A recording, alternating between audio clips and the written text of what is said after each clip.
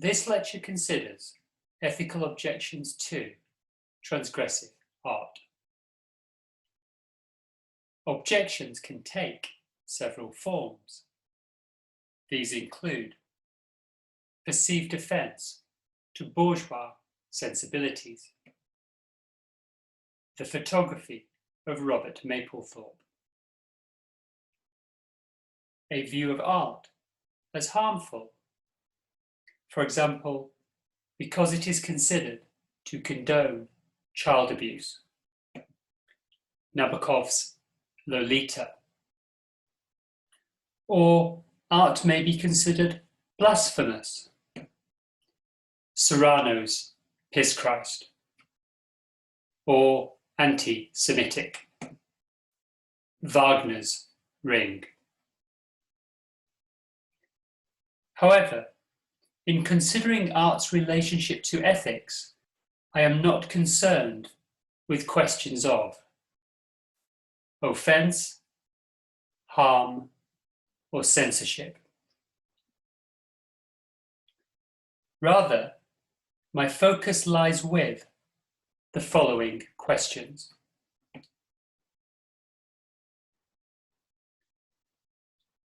One, is the aesthetic value of an artwork conditioned by its ethical properties?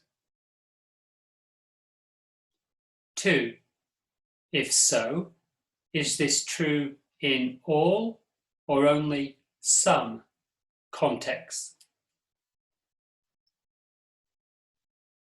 And three, where true, does this mean ethically defective artworks are aesthetically diminished?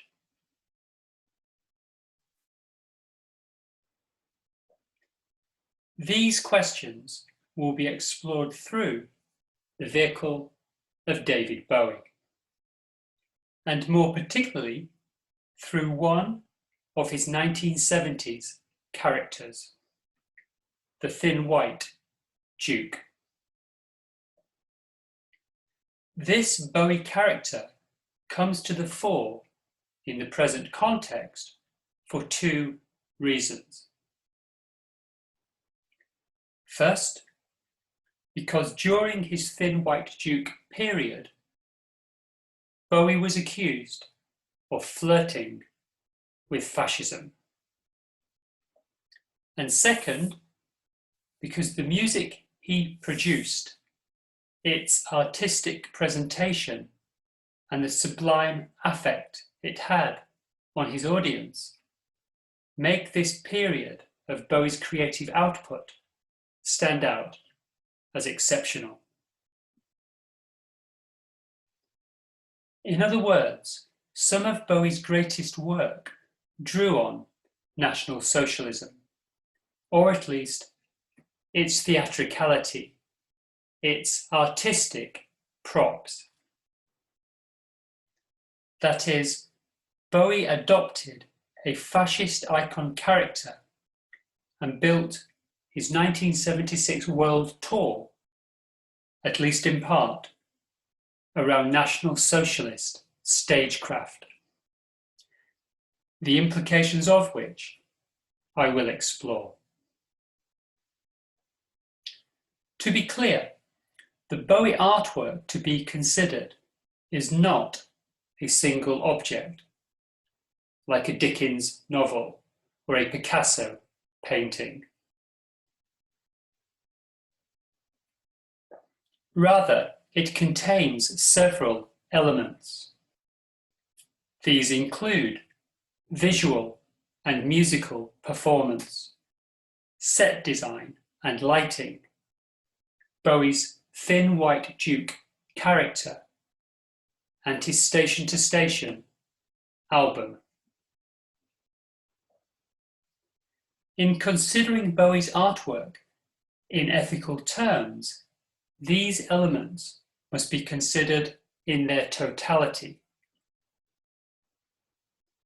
However, before doing so, and in order to do so, I will first provide an ethical framework for evaluating artworks.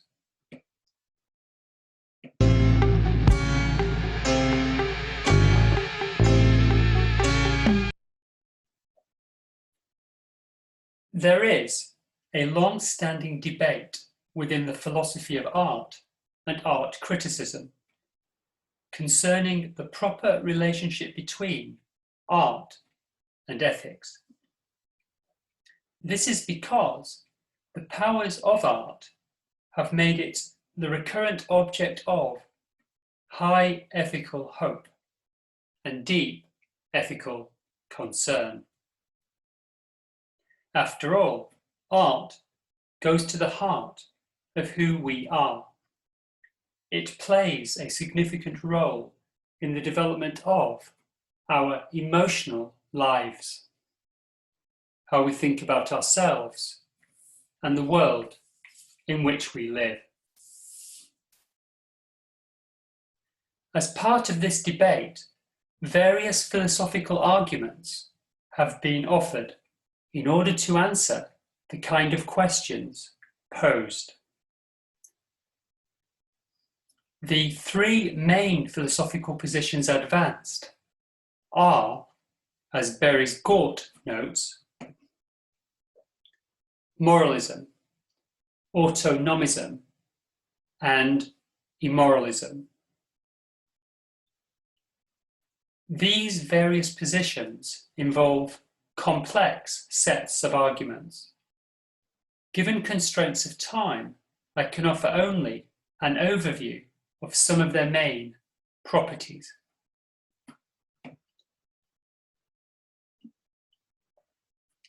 Moralism tends to be animated by pedagogic concerns pertaining to whether artworks are considered morally uplifting or corrosive. It contends moral defects hinder full cognitive and/or emotional engagement with an artwork. Moralism does not claim ethics to be the only or most important means of evaluating an artwork's aesthetic value. On the contrary, it recognizes form, content, harmony, and other aesthetic values must also be considered. Moreover, moralism acknowledges ethically meritorious art can be, and often is, banal. In the case of literature, pedestrian prose, weak characterization, unnecessary sentimentality. And in the case of music, absolutely anything by Bono. Nevertheless, moralism espouses the view ethical merits of works of art contribute to their aesthetic value, while ethical defects count against. Given our focus on ethical defects, let me restate moralism's claim. An artwork is to some degree aesthetically diminished, if ethically defective. However, this is only the case sometimes for at least two reasons.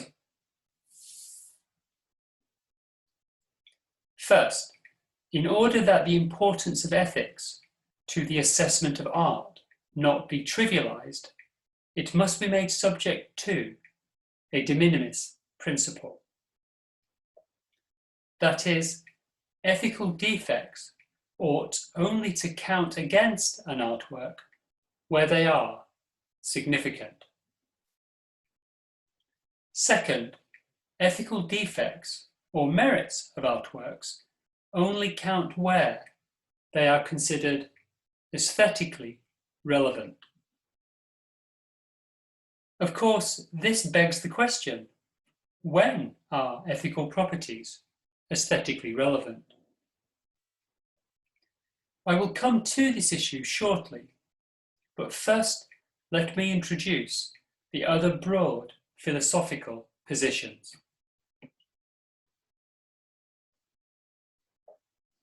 Autonomism strives to uncouple art from ethics.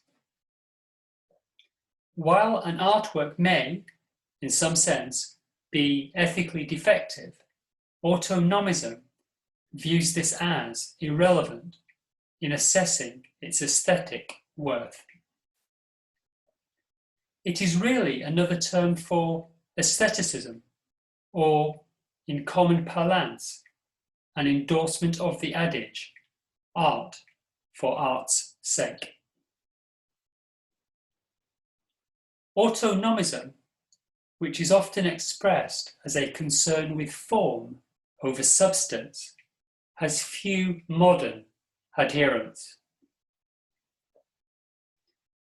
While it was championed in the 1950s by the new critics who followed T.S. Eliot's approach, it has been subjected to sustained feminist, critical race, and post-colonial critique.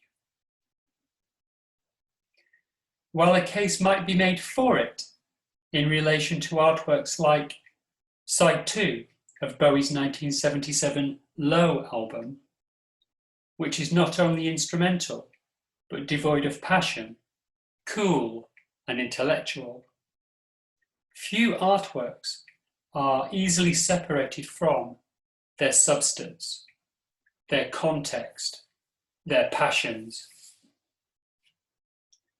This is certainly true of Bowie's 1976 tour and his Station to Station album.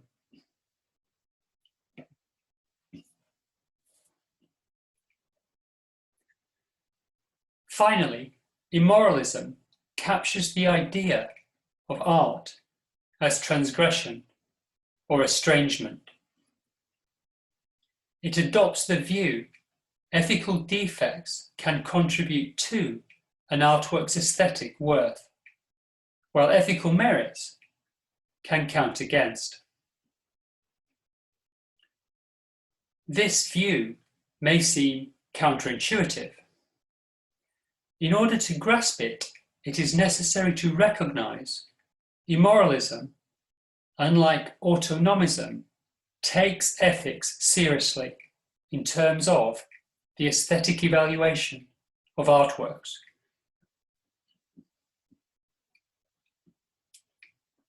Within the philosophical literature, there are at least two ways of thinking about immoralism.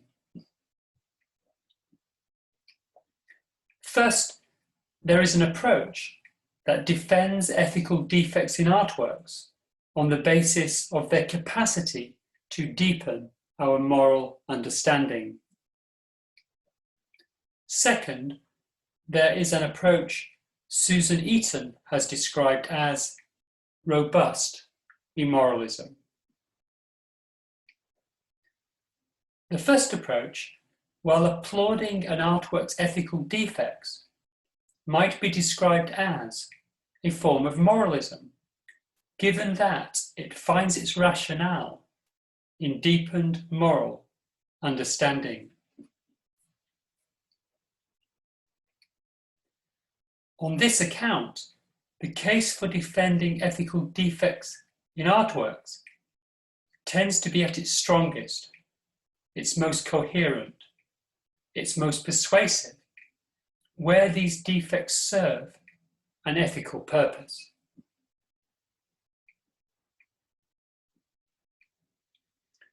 The second approach, by contrast, might be considered a more genuine form of immoralism, defending ethical defects irrespective of any moral payoff.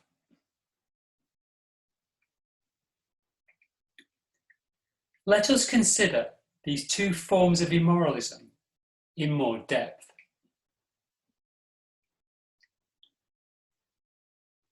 The first approach might be expressed in terms of what Durkheim recognized long ago, namely, transgression not only challenges the moral law it brings it into view. One of its functions is to remind us of moral boundaries, and in the process, in the moment of transgressing them, prop them up. Or, as Anthony Julius has put it, artworks which are ethically problematic in time return the reader or viewer somewhat clearer-eyed to the regularities of the briefly transgressed code.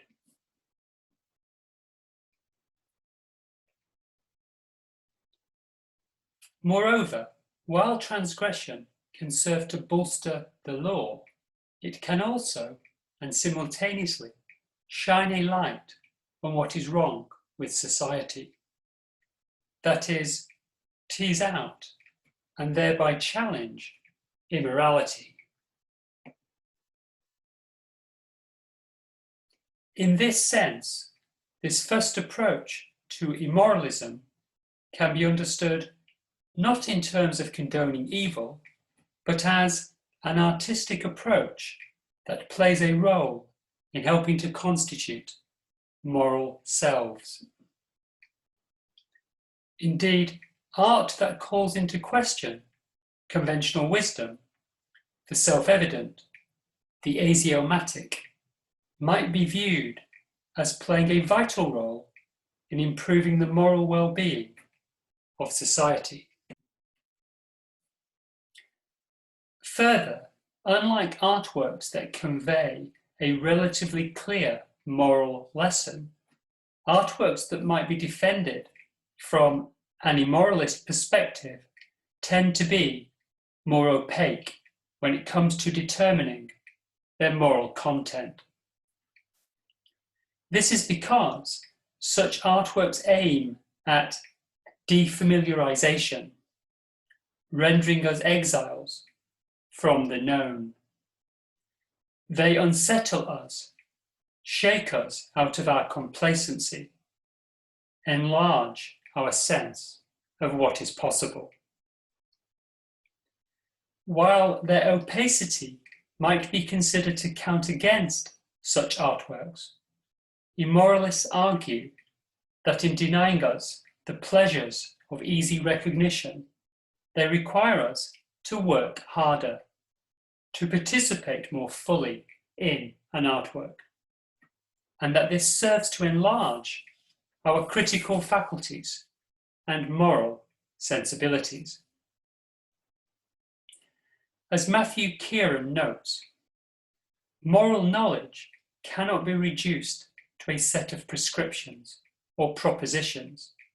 Rather, it requires the development of a skill or capacity. And this type of skill, Kieran argues, can be developed through imaginatively experiencing morally defective cognitive affective responses and attitudes in ways that are morally problematic. In other words, our moral understanding can be enriched through immersing ourselves in a morally problematic artwork and suspending, at least temporarily, our moral judgment. In summary, this first approach to immoralism, and perhaps the estrangement defense in particular, depends upon, without always acknowledging, a residual pedagogic moral case for art.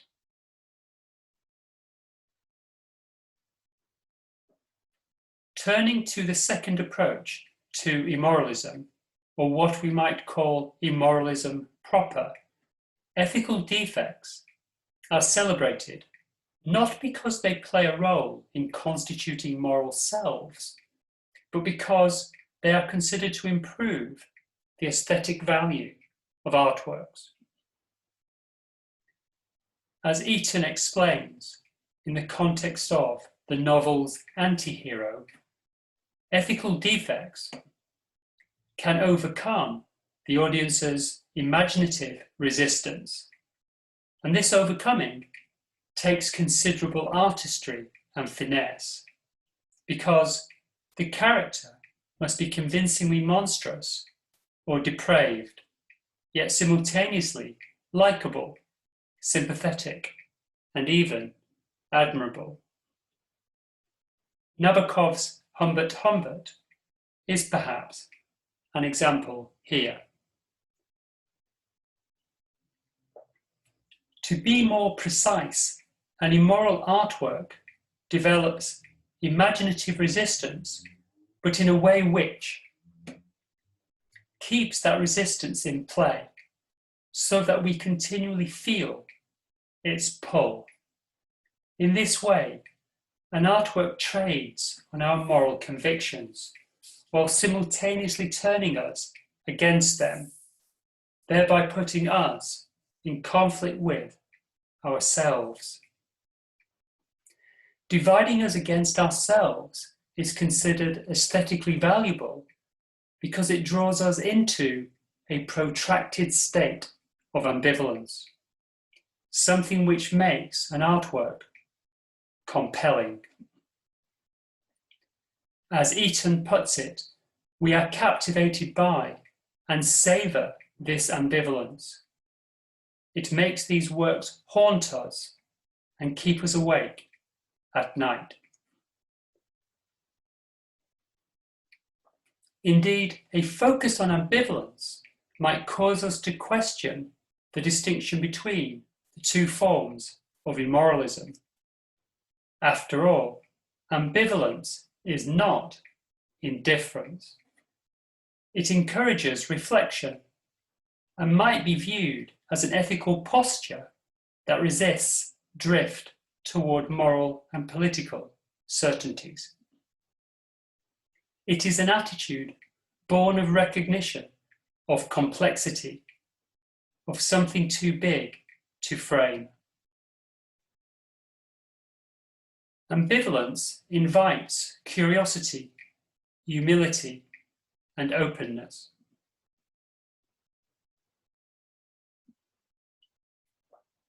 Having provided an overview of some of the main properties of moralism, autonomism, and immoralism, I now return to an issue identified earlier, the issue of aesthetic relevance. You will recall that ethical properties, even where significant, only diminish or enhance artworks, aesthetically speaking, where they are aesthetically relevant. Defining aesthetic relevance, however, is not a matter of consensus. For our purposes, I will adopt Gort's view of aesthetic relevance. On his account, ethical defects or merits of artworks are aesthetically relevant where ethical attitudes are manifested in the responses works prescribe their audiences to have. Discussing Gort's position, Andrea Sochelli puts it this way. If the moral character of a work of art is relevant to the appreciation of the work of art itself, then it is aesthetically relevant. In other words, where an artwork requires, encourages, or invites a particular cognitive and/or emotional response, then it has an ethical attitude relevant to its aesthetic evaluation. In order to judge an artwork's ethical attitude, that is, to pinpoint what it encourages or invites, we must consider the artwork itself, any relevant context, including its historical context, and, where information is available, the artist's intent. It is for this reason that judgment about ethical properties of artworks must be made from an informed perspective.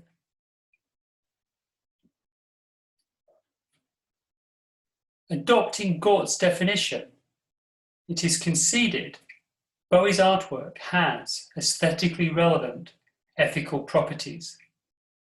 That is, it is accepted the moral character of Bowie's artwork is relevant to its appreciation. This is because it deals with, among other things, fascism and more general questions of totalitarianism, and in particular, the relationship between the leader and her followers, between power and desire. Importantly, ethical questions arise concerning the attitude expressed in Bowie's artwork toward these things, not least because of what might be seen as ambiguity toward a traumatic historical scene. In offering a defense of Bowie's artwork, I will not appeal to autonomism. Such an approach is unsatisfying for at least two reasons. First, most art critics and philosophers consider separation of ethics and aesthetics to be unsustainable. And second, relying on autonomism as a defense would deprive us of the opportunity to consider richer questions concerning their interrelationship. Thus, while there are those who contend ethical properties of art are never aesthetically relevant, I will proceed on the basis that they are, at least sometimes. In relation to the other philosophical positions outlined, each of which couples ethics with aesthetic evaluation, it is immoralism that best captures and provides a defense for Bowie's artwork. In principle, Bowie's artwork might be defended in terms of either of the two approaches to immoralism that I have identified. However, it is the weaker version of immoralism to which I shall appeal. That is, I will argue ethical defects in Bowie's artwork can be viewed as serving an ethical purpose. However, before developing this claim, let me describe in some detail Bowie's artwork.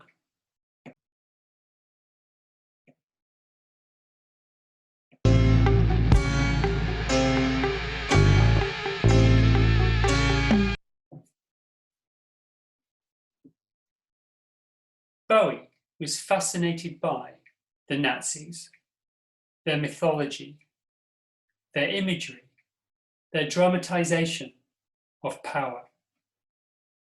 His fascination appears to have been informed by his interest in Hermetic Kabbalah and the fact aspects of Nazi ideology had their roots in the occult, and by the fact he was always drawn first to the image, not the word.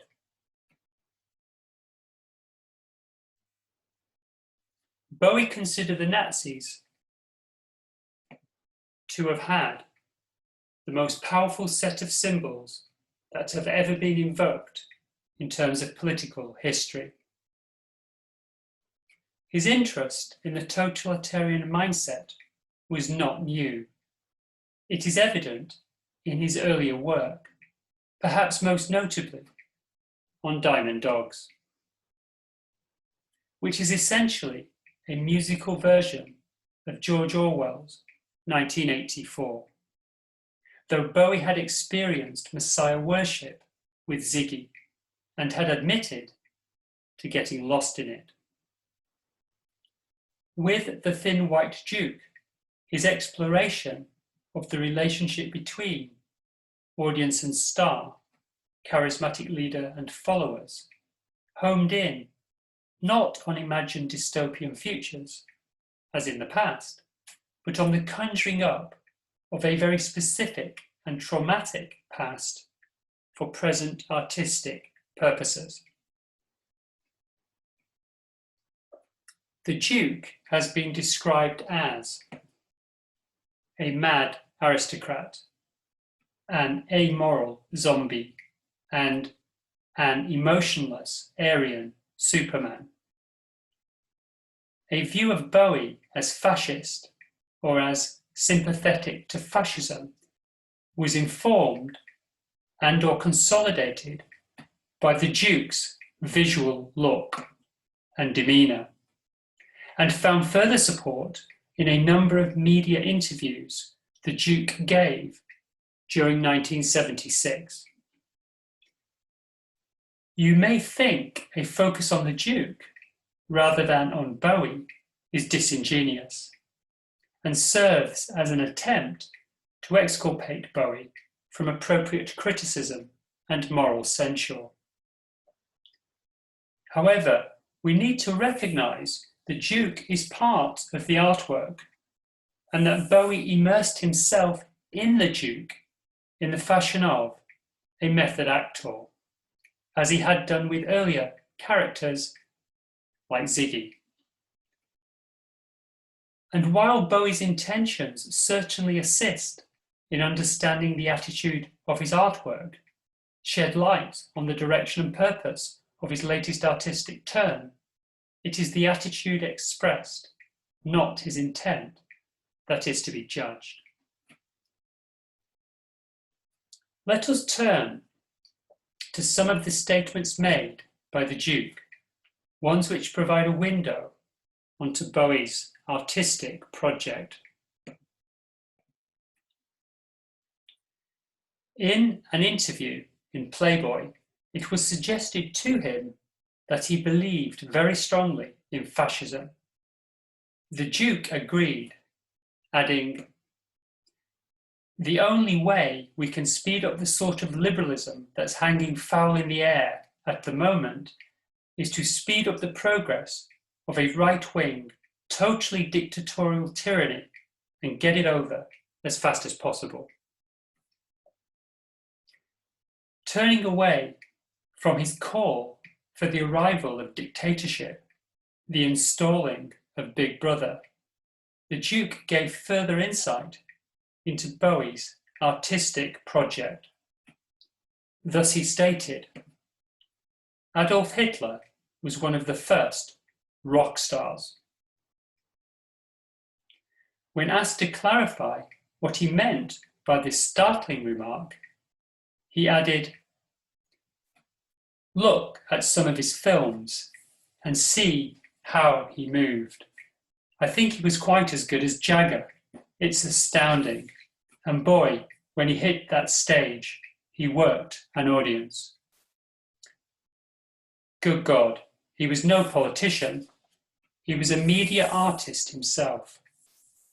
He used politics and theatrics and created this thing that governed and controlled the show for those 12 years. The world will never see his like again. He staged a country.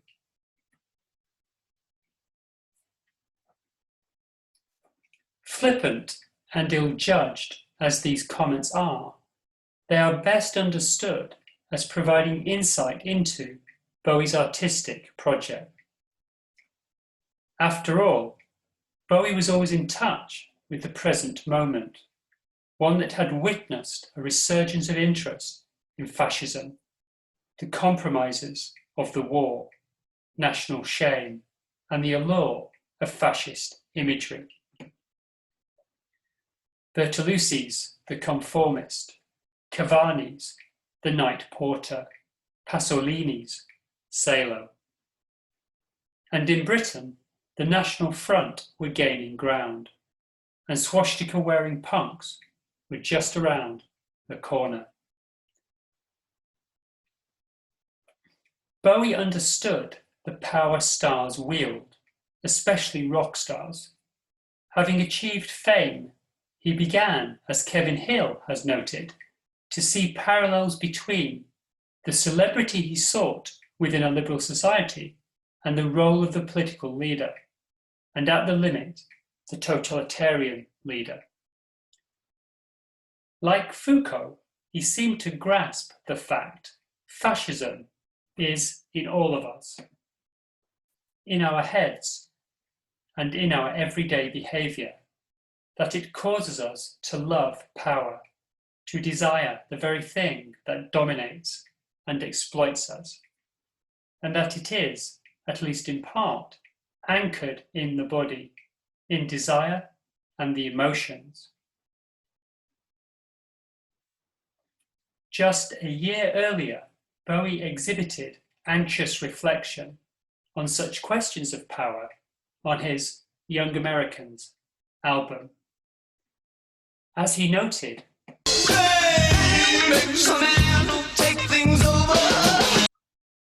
and in placing distance between himself and its trappings,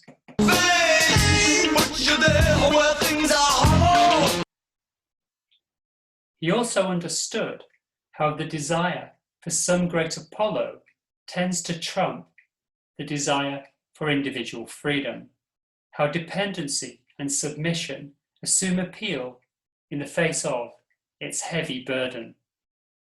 Echoing Erich Fromm's view of the attraction of totalitarianism as flight from freedom, as longing for submission, he stated, "People say they want freedom, but when they get the chance, they pass up Nietzsche and choose Hitler, because he would march into a room to speak, and music and lights would come on at strategic moments. It was rather like a rock and roll concert. The kids would get very excited, girls got hot and sweaty, and guys wished it was them up there. That, for me, is the rock and roll experience." In other words, Bowie likened rock and roll, or at least some, the best examples of it, to a Nuremberg rally. He wanted to stage an encounter between rock star and audience that would capture something of this highly charged mood, one of excitement and danger, in order to explore the relationship between rock star as charismatic leader and audience as followers, as those who give themselves over to power. In terms of his performance, Bowie disorientated his audience, first by showing the 1929 surrealist short film by Louis Buñuel and Salvador Dali, Un Chien Andalou, which includes a famous scene of a razor blade cutting into a woman's eyeball. Bowie's use of Un Chien Andalou is revealing because the film privileges the image over everything else, and in this sense, gestures toward a fascism incipient at the time of its making. Moreover, Buñuel and Dali had insisted no idea or image that might lend itself to rational explanation of any kind would make the cut. In other words, through a nightmarish dream logic, the Duke introduced his audience to a world beyond reason, to a world of repressed desires. We should recognize also that while the film was designed to scandalize its audience, it failed to do so, causing Buñuel to express frustration with the inane herd that saw beauty or poetry in something which was basically no more than a desperate, impassioned call for murder. While his audience processed the film, which was accompanied by futuristic music, care of Kraftwerk's Radioactivity, Bowie appeared on a stage devoid of props and other visual distractions. The spectacle was stark. Bowie and cigarette, black and white expressionism, waistcoat and slicked back blonde red hair, and all framed by enormous banks of fluorescent, almost painful to the eyes, white light. The opening song, which I will focus on, was Station to Station, a 10-minute monster that builds for over 3 minutes before Bowie's vocal kicks in.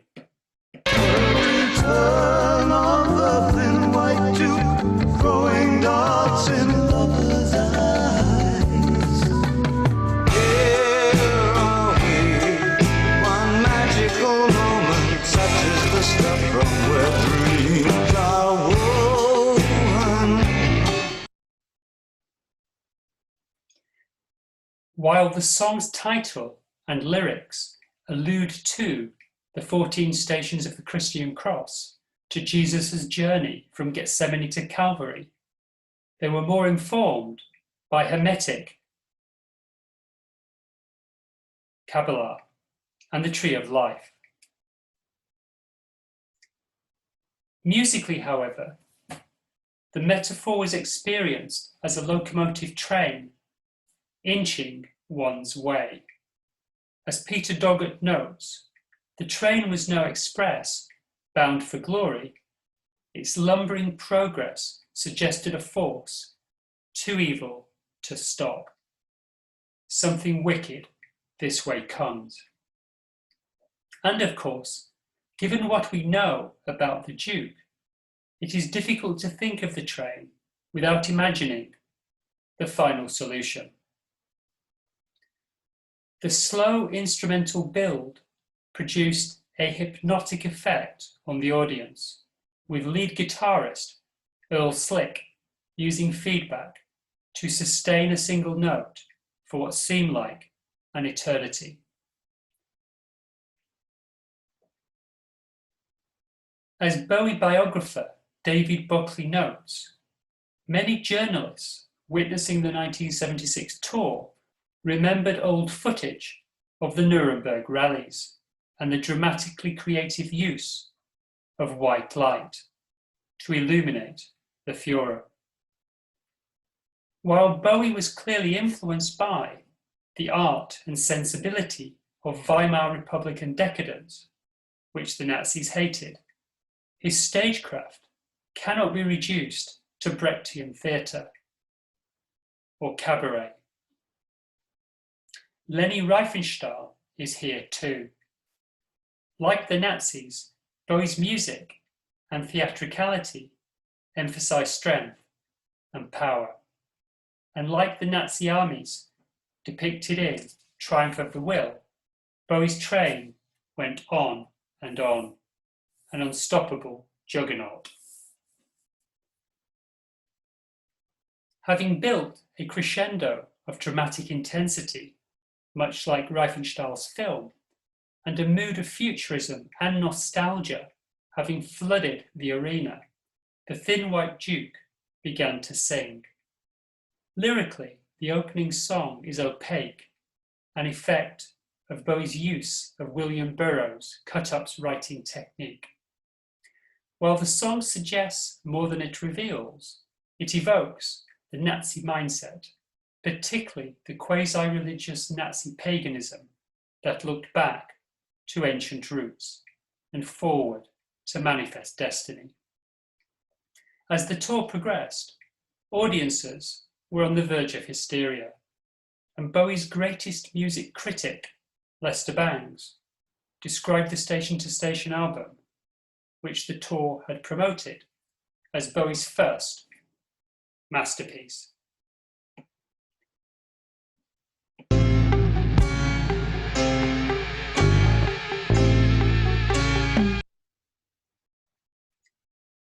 Judged from the perspective of immoralism, the ethical defects in Bowie's artwork can be viewed as enhancing his artwork, aesthetically speaking. While it invites audiences to engage with a traumatic historical scene, its attitude does not affirm fascism. In terms of its lyrics, the song Station to Station does not celebrate power, racial or otherwise, while it entreats the audience to Drink to the men who protect you and I. Drink your glass, raise your glass high. which might be thought to have fascist overtones. The song ultimately calls for love. I'm thinking that it must be love. Not hate, but either way, It's too late. for The European canon is here. the phrase European canon is a rich one and appears to refer to several things. A shift in Bowie's gaze away from America and perhaps a reaffirmation of his European identity. Recognition of the Germanic lands as the cradle of 18th and 19th century classical music. Bach, Mozart, Beethoven, Wagner, Offenbach, Bruckner, Mahler, as well as music of more recent origin. Weill, Orff, Stockhausen, Kraftwerk, Norrie. And perhaps crucially, a recognition of Europe's political legacy as one of trauma, the scene of the spilling of much blood. The song, Station to Station, characterized the mood and power of the tour. Through it, and the artwork more generally, Bowie does not suture European wounds, he lays them bare. He provides a portal onto an historical scene. His audience sensed the energy, emotions ran high. There was a sense of Nuremberg, but no endorsement of fascism. In the opening lines of Station to Station, we learn the Duke has returned, perhaps from exile, like Hitler in the 1920s. His first action, you will recall, is to throw darts in lovers' eyes. Darts are a reference to the conflict between God and the devil, and to the devil's choice of weaponry. As St. Paul explains in his letter to the Ephesians, with the shield of faith, you will be able to quench all the fiery darts of the wicked one. However, the battle to which the song alludes is ultimately a human affair, an internal struggle between love of power and its refusal. The artwork, however, does not nurture this love. While the Duke croons, Wish upon day, I believe, oh Lord, I believe all the way. and in an obvious reference to Hitler's Reich, I'll stick with you, baby, for 1,000 years. in the face of this impending nightmare, he urges us to Run for the shadows in these golden years. not embrace what is on offer. And of course, Bowie's artwork, unlike the Nazis, offers no clear message, no sense of unity, any fascist bonds created, lasting just for one day. The Duke is no saviour, no Siegfried. Rather, he appears to be a somewhat lost soul. Keep searching and searching, and oh, what will I be believing? While Riefenstahl had a clear ideological vision, which was the very essence of her film, Bowie's artwork offers only lyrical opacity against the backdrop of confounding sounds and visions. It offers no prescriptions or solutions other than to think for ourselves. Through the artwork, Bowie aimed to engage psychologically in an exploration of power relations between leader and followers, a dynamic he had identified as lying at the heart of the rock and roll experience, and with which fans would have been familiar given his earlier explorations of this theme. With the 1976 tour, Bowie aimed artistically to intensify this dynamic. In exploring this dark night of the soul, he did not attempt to replicate Nuremberg, but he did attempt to capture something of that time and place for artistic effect. While Bowie's artwork is not an exorcism or banishment of a fascist mindset, nor designed to produce this effect, I do not share James Curcio's view that exorcism is the only place where transgression finds its justification. Bowie's artwork does not attempt to sell us fascist ideology, but it does rely on Nazi stagecraft and music with slow menace in order to create a sense of awe. The artwork unsettles, estranges us from the familiar, yet at the same time returns us to it. That is, it holds up a mirror to the fascist in each and every fan and in each and every one of us. It is in this respect that apparent moral defects in Bowie's artwork assume a morality of their own, one that elevates the artwork in aesthetic terms. However, the aesthetically relevant ethical properties in Bowie's artwork are not confined in this way. Rather, they also include the undermining of fascism through the mixing of genre. Thus, in contrast to the Nazi vision of racial purity, Bowie's artwork offers hybridity, here in the form of an album and tour that fused European electronic music, which he would later develop with Brian Eno, and Black American funk, in which he had immersed himself on young Americans.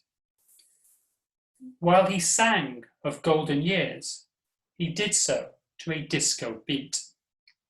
As Peter Doggett notes, through the song, Bowie offered an intensely hypnotic weave of electronic certainty and human vulnerability. Indeed, in retrospect, Bowie emerges as central to the cross-fertilization of these different musical forms and to their subsequent hybridical proliferation.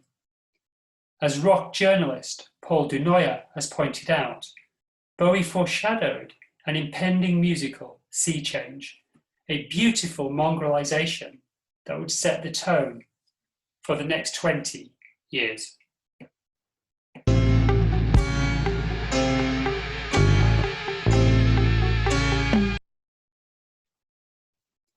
In my view, Bowie's artwork is not unethical in a significant sense when considered in its entirety and from the perspective of immoralism. The ethical defects in his artwork serve to strengthen it in the sense of its capacity to produce estrangement and reflection, and perhaps bring us to our heightened senses. Ultimately, his artwork does not tempt us to find attractive what is morally repugnant. It does not solicit our complicity. Rather, it disorientates us in order to challenge our notions of rock and art, politics and culture, and of course, ourselves, our desire for power. While his claim to have caricatured fascism perhaps rings hollow in view of his seductive performances, it is perhaps fair to say his artwork addressed a contemporary and age-old problem concerning the human condition. As Bowie put it, in response to accusations of fascism, "I'm Pyrrho, I'm everyman. What I'm doing is theatre, and only theatre. What you see on stage isn't sinister, it's pure clown. I'm using myself as a canvas and trying to paint the truth of our time on it. The white face, the baggy pants, they're Pyrrho, the eternal clown, putting over the great sadness of 1976.